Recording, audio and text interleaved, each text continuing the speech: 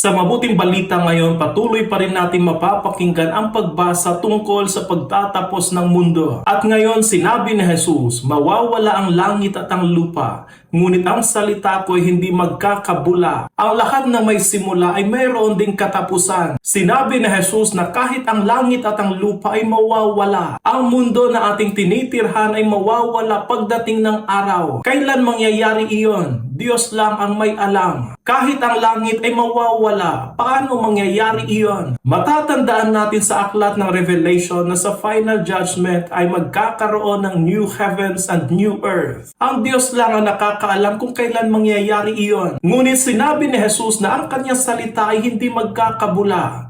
Ibig sabihin, hindi mawawala pang magpakailanman. Paanyaya ito sa ating lahat na maging tapat sa kanyang salita. Dahil alam natin na ito ay hindi mawawala at hindi magkakabula. Paulit-ulit tayong inaanyayahan ng Panginoon na makinig sa kanyang salita at isabuhay ito.